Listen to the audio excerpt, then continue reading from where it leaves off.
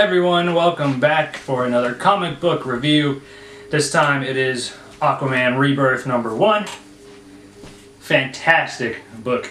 Great book. Woo! This might be my favorite Rebirth single character book so far. It is because of the writing. The writing, and they're really phenomenal. telling us a story here about Aquaman. And he doesn't even have a lot of dialogue.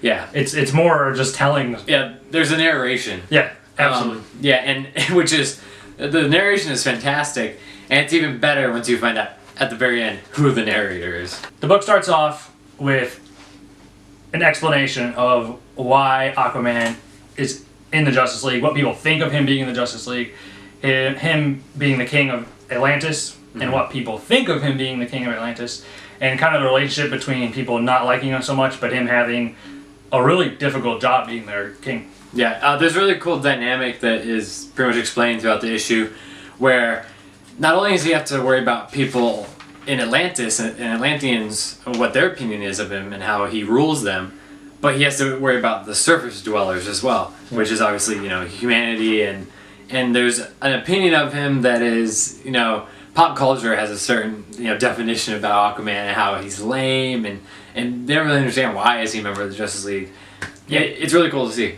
Yeah, humans kind of think of him as a joke because it's like, oh, this guy's from the sea, like what the hell? And then Atlanteans are like, why is he trying to bring us to the surface world? Yeah, we're better than them, like why? Exactly, yeah. So he's stuck in the middle and he looks bad on both sides. There's a nice part in the beginning where he has to basically deal with what's called the Deluge, and it's pretty much an Atlantean terrorist organization.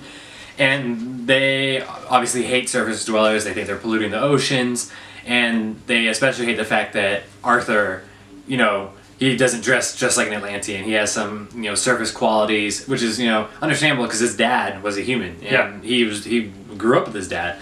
And it's the main point that they drive home here, which I think they're gonna, include in the later issues, is his relationship with Mira. Yeah. He has this new Earth-based, I think right outside of Boston, they said, like Atlantean embassy, basically. Yeah. And he's basically trying to build a relationship between Atlantis and the Earthbound people. Mara, as his queen, of course, wants to support him, and he kind of asks her to become this diplomat, basically, between the Atlanteans and the surface world. She isn't a huge fan of humans either. Yeah, exactly. Yeah. It's a really cool dynamic because even though she doesn't, really care for the humans, because she loves Arthur so much and the relationship is so strong, she's willing to do this for him, and she doesn't even, ask any questions, basically. And it really immediately makes you understand just what kind of relationship they have and how she is going to do anything for Arthur. So this narration ends up being revealed to be Black Manta. And we think it's just like a normal narration by nobody, really. Yeah. And it turns out to be Black Manta, and he's like, so he's gonna crumble without Mira. He's just under so much stress. He's like, so I'll start with her, and then it's revealed. He puts his helmet on. Yeah. And he's like, I'm gonna start with her, and his world's gonna crumble, and then I'll kill him. Yeah. There's a really badass short monologue at the end that Black Manta does after he does all the narration. It just really, it's like, okay, we got a conflict. Let's get to issue #1. I'm excited to see. It's called, the storyline that's coming up is called The Drowning. And it just sounds, scary, and I'm definitely, Black Manta is one of my favorite villains. Obviously, he's the arch nemesis of Aquaman, and I'm glad that they're going with him in the next, story arc that they're going to be doing. And all the other rebirths we have given a 4 out of 5.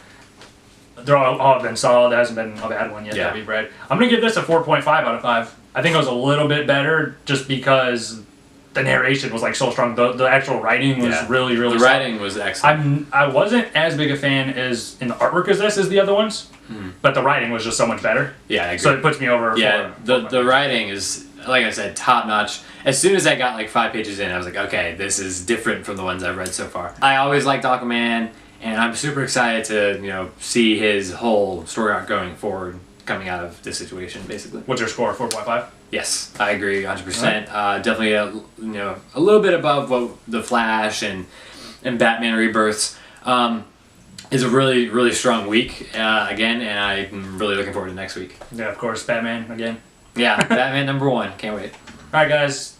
Thanks for watching. Stay tuned next week. We're gonna have updates and new videos every week on these. So please subscribe. Thank you for watching.